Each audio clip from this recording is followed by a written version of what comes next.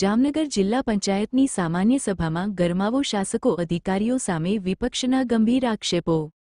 જામનગર જિલ્લા પંચાયતની આજે યોજાયેલી સામાન્ય સભા દરમિયાન ભારે ગરમાવો જોવા મળ્યો। સામાન્ય સભામાં વિપક્ષ દ્વારા શાસક પક્ષ પર વિવિધ મુદ્દાઓને લઈને તીખા આક્ષેપો કરવામાં આવ્યા। આ સાથે જ કેટલાક સભ્યોએ અધિકારીઓ દ્વારા ગેરરીતિ કરતા મનમાની વલણ અપનાવતા હોવાના આક્ષેપો જાહેર સભામાં ખુલ્લેઆમ કર્યા। અનેક સમિતિઓના સભ્યોએ જણાવ્યું હતું કે સંબંધિત વિભાગના અધિકારીઓ દ્વારા સંકલન કરવામાં આવતું નથી તેમજ કોઈપણ કામગીરી કે યોજનાની પૂર્વ જાણકારી આપવામાં આવતી નથી, જેના કારણે વિકાસ કામોમાં અડચણો ઊભી થાય છે। આવા બેદરકાર અને મનમાની વર્તન કરતા અધિકારીઓ સામે પગલાં લેવા માટે સમિતિની નિમણૂક કરવાનો નિર્ણય સામાન્ય સભામાં લેવાયો। સમગ્ર બેઠક દરમિયાન વિકાસ કામો, વહીવટી કામગીરી અને પારદર્શિતા મુદ્દે લાંબી ચર્ચા સાથે ઉગ્ર વાદવિવાદ જોવા મળ્યો। ત્રીજી અને ખાસ સામાન્ય સભા મળી। આ જિલ્લા પંચાયતની સામાન્ય સભામાં અણઘડ વહીવટનો ઉત્તમ નમૂનો શાસક પક્ષે પૂરો પાડ્યો।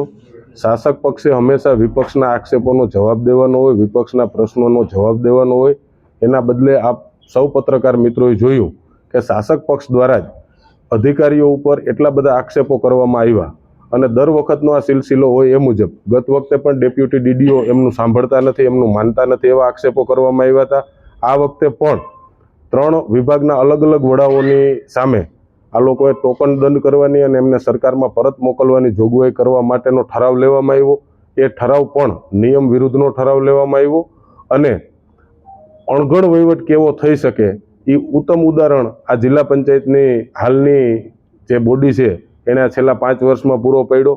ગત વખતે પણ બજેટ વખતે જે હેડમાં જરૂરિયાત નહોતી એવા ફિજૂલના હેડમાં પૈસા રાખી અને 2.5 લાખ રૂપિયા જેવા ખર્ચ દર મહિને સિક્યોરિટી પાસે ડીડીઓશ્રીના બંગલે કે પટાવાળા કે ડ્રાઈવરમાં ખર્ચ કરે છે, ત્યારે પ્રજાલક્ષી કામો કરવાના બદલે શાસક પક્ષની જે હાલની બોડી છે એ માત્ર ને માત્ર પૈસાનો વ્યય કેમ થાય અને ભ્રષ્ટાચાર કેમ થાય એ તરફનું કામ કરી રહી છે। આગામી સમયની અંદર ટૂંક સમયમાં જ જિલ્લા પંચાયત તાલુકા પંચાયતના ઇલેક્શનો આવી રહ્યા છે, ત્યારે જામનગર જિલ્લાની જનતા આ લોકોને જડબાતોડ જવાબ આપશે।